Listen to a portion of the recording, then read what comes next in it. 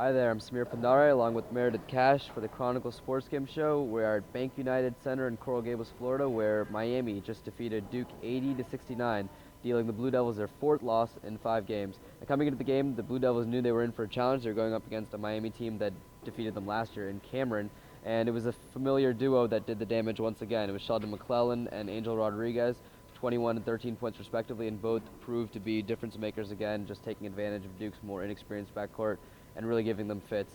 But talk about one of the key aspects of the game today, really the physicality, the difference in play maybe that the Blue Devils haven't seen so far this year, playing against a really senior, experienced, physical Hurricane squad. Right, so if you take a look at the stats, really, both teams were up to par, and the Blue Devils actually out-rebounded Miami.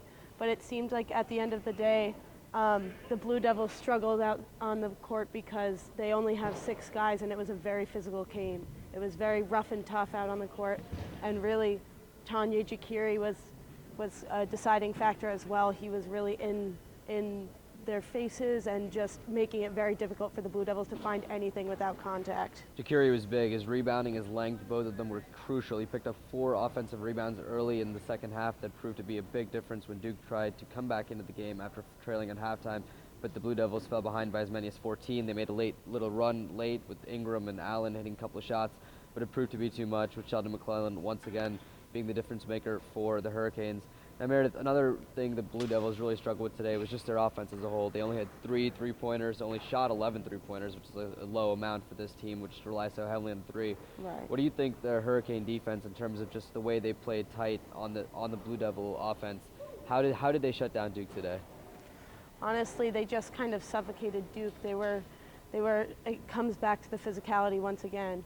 I feel like the seniority on this floor was kind of overwhelming for the Blue Devils, who are obviously a very young team, and there were a bunch of redshirt seniors in the backcourt for Miami who were just kind of, they knew how to stifle and scare a young Duke squad. Right, and head coach Mike Krzyzewski stressed that in post-game conference, talked about how he really think his team gave great effort today, but just proved too little against a very, very solid Miami squad in front of a pretty raucous home crowd.